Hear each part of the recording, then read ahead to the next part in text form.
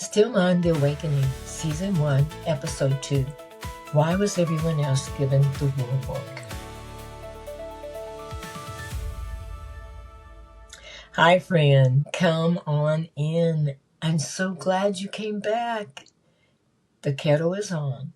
Your chair is waiting, and there is always room for you at this table. Take a breath. Let your shoulders come down. You do not have to rush here. You do not have to perform here. You do not have to prove your worth.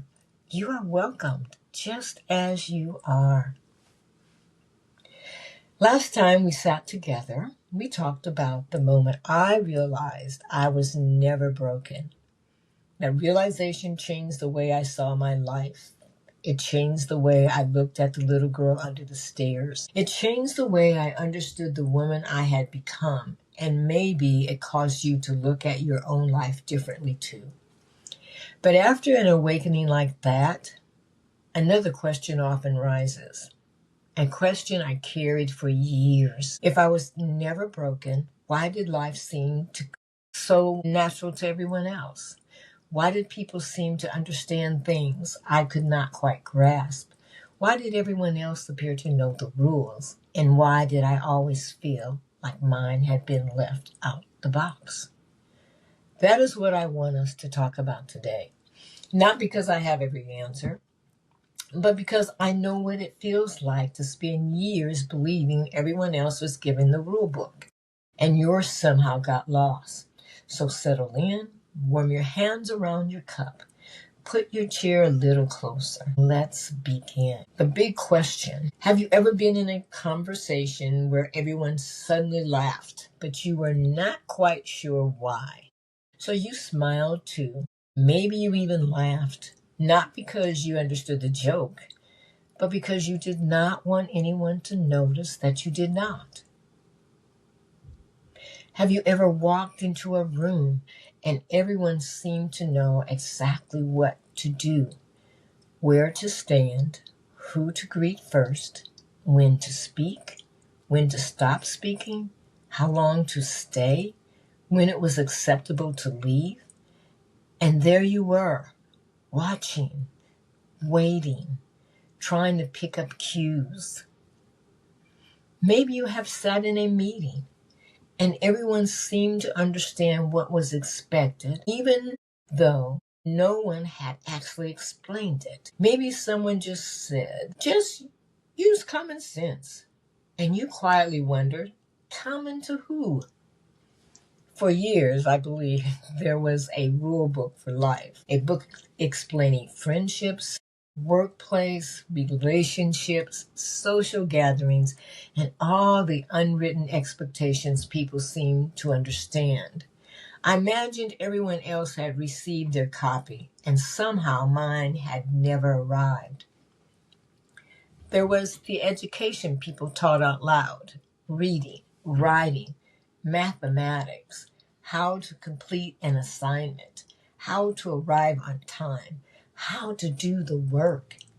And then there was another education, an invisible curriculum that lessons nobody formally taught because everyone assumed you already knew them.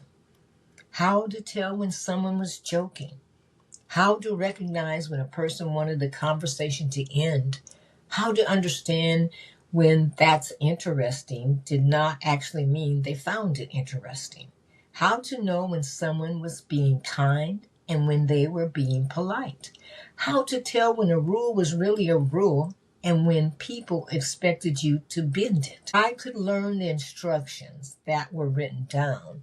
It was the instructions no one wrote that left me confused. Have you ever felt like that? Have you ever thought, there must be something everyone else knows that no one remembered to tell me? If you have, you're not the only one. When I look back at my childhood, I can see how early I began watching. I watched the other children, how they joined groups, how they seemed to know who belonged with whom, how they made friends without appearing to study the process. I noticed how quickly they understood one another, and I remembered wondering how they knew. School was not only about learning what was on the board. For me, it was also about learning the room, who was safe, who might laugh, what answers the teacher wanted, not only the answers she asked for. When it was acceptable to ask another question, and when another question would make people impatient. I was not simply learning the lesson, I was learning how to exist inside the lesson. Have you ever been in a classroom, a workplace, or even a family where you were trying to understand more than anyone realized? You are not only listening to the words, you are listening for what words might mean. You are watching faces, reading the room, preparing for what might happen next. The kind of learning is exhausting, especially when no one knows you are doing it. As I grew older, the room changed, but the watching continued. New jobs came with written job descriptions, but every workplace also had written expectations. Who really made the decisions? Who could speak freely? Who had to be careful? Which rules matter? Which rules were ignored? What people meant when they said, "We're like a family here." I could understand the work. I knew how to lead. I knew how to solve problems. I knew how to take responsibility. But sometimes the work was not the hardest part. The hardest part was trying to understand the people around the work. Maybe you know that feeling. You start a new position and everyone tells you what your responsibilities are. But no one tells you how the culture really works. No one tells you which questions are welcomed and which questions make people uncomfortable. No one tells you that honesty is encouraged until your honesty challenges the wrong person. No one tells you that be yourself sometimes means be the version of yourself that makes us comfortable. Have you ever felt like that? Have you ever followed the instructions only to discover there were other instructions that no one had said out loud? Social gatherings could feel the same way. I could attend, I could smile, I could participate, I could talk, but afterwards, I might replay the entire evening. Did I say too much? Did I misunderstand something? Was the person upset with me? Why did their expression change? Should I have stayed longer? Did I leave too soon? Was I too quiet? Was I too direct? Did I miss something? The gathering might be over for everyone else, but in my mind, it was still going. I would continue the conversation long after everyone had gone home. Have you ever driven from somewhere and replayed what you said? Maybe you changed your answer in your mind. Maybe you suddenly understood a joke 20 minutes later. Maybe you remembered someone's expression and wondered what it meant. Maybe the other people had already forgotten the conversation, but you were still carrying it. Even church, a place where I believe I should feel at home, could sometimes leave me wondering. People appear to know how to connect, how to speak the language, how to express their faith in ways others recognize. And I loved God. My faith carried me. But there were times when I still felt like I was standing at the edge of the room, present, but not fully understood, faithful, but still trying to figure out where I fit. Maybe you have felt like that, an outsider, in a place where you believed everyone should belong. That kind of loneliness can be difficult to explain because people may see you in the room and assume you feel included, but being present and belonging are not always the same thing. Looking back now, I realize I was doing more than watching people. I was learning a language, not Spanish, not French, not a language taught in a classroom. I was learning the language of people. I studied faces, trying to understand what was not being said. I listened to tone, trying to determine whether someone was disappointed, angry, tired, or simply distracted. I watched laughter, trying to understand when something was funny and when laughter was being used to cover discomfort. I listened for sarcasm. I listened for hidden meanings. I listened for the difference between yes and a yes that really meant no. I paid attention to expectations that no one explained. And when I got something wrong, I stored it away. I remembered the reactions. I adjusted. I tried not to make the same mistake again. Little by little, I built my own translation guide.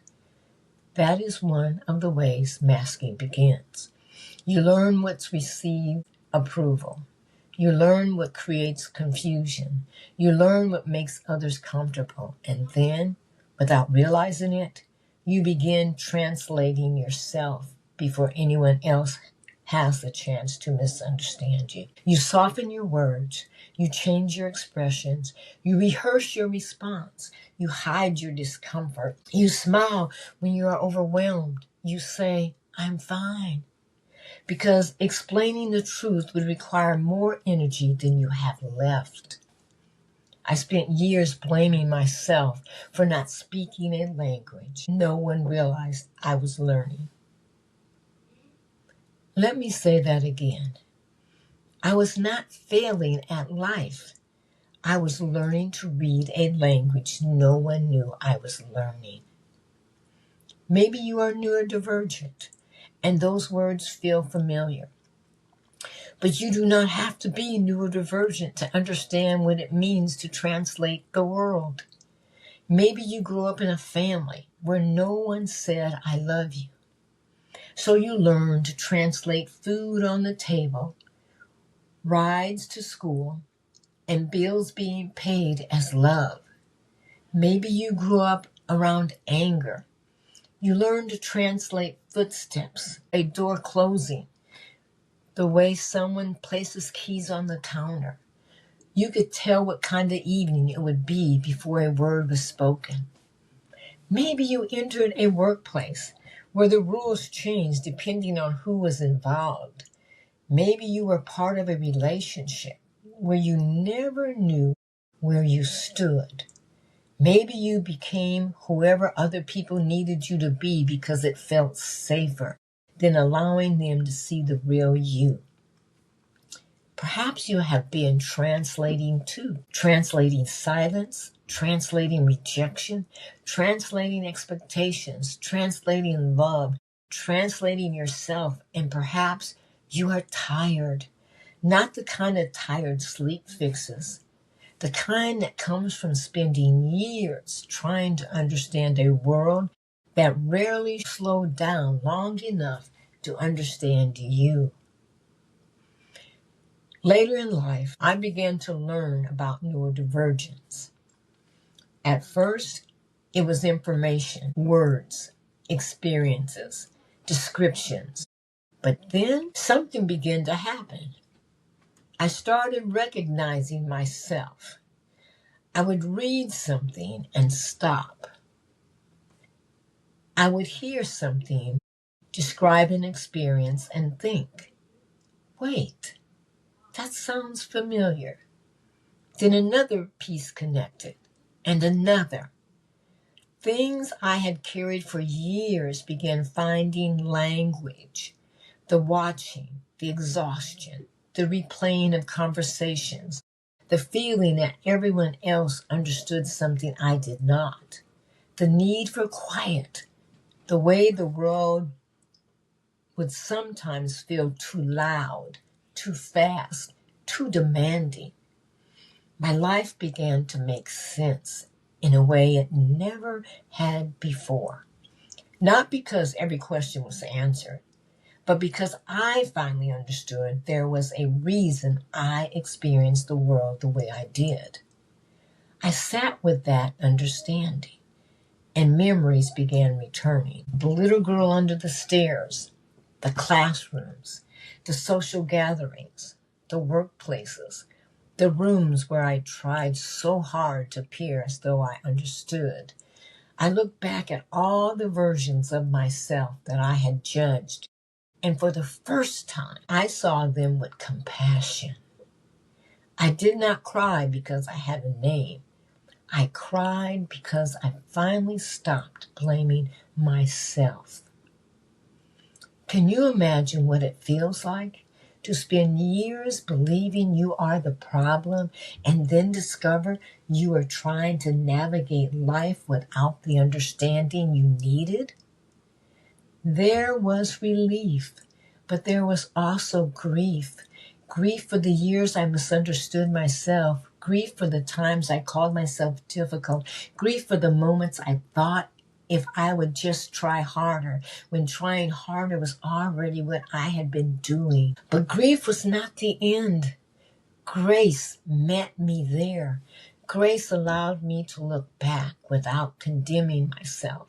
Grace reminded me I had done the best I could with the understanding I had. Grace helped me see that I was not weak. I was not lazy. I was not failing. I was learning, adapting, surviving, leading, living, and doing much of it without the language that would have helped me understand why. Discovering I was neurodivergent did not change who I was.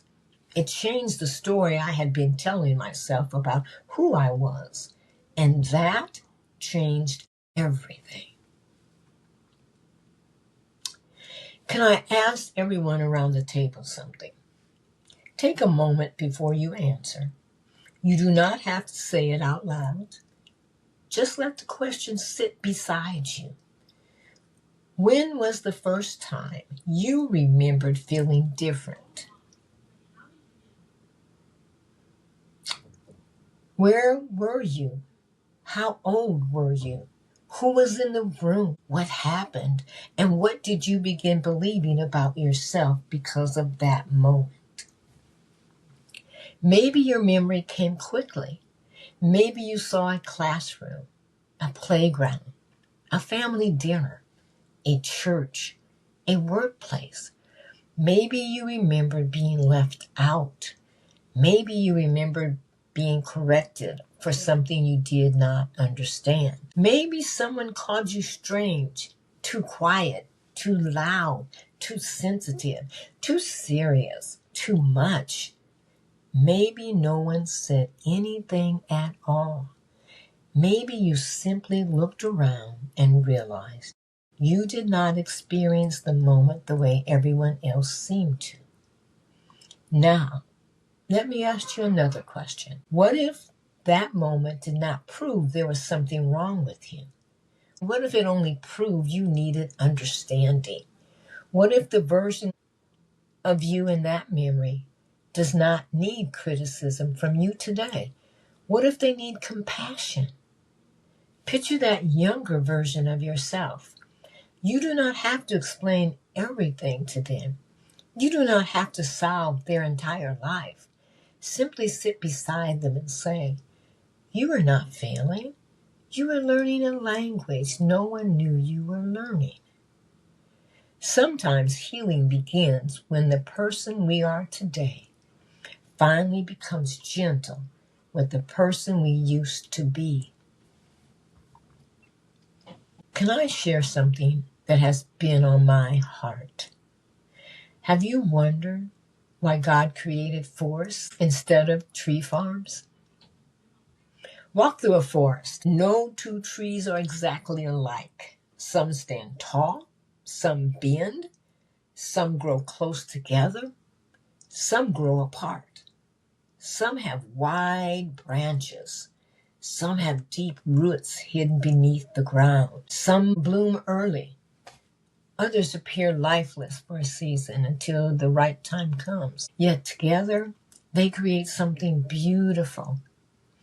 God did not create one tree and repeated endlessly.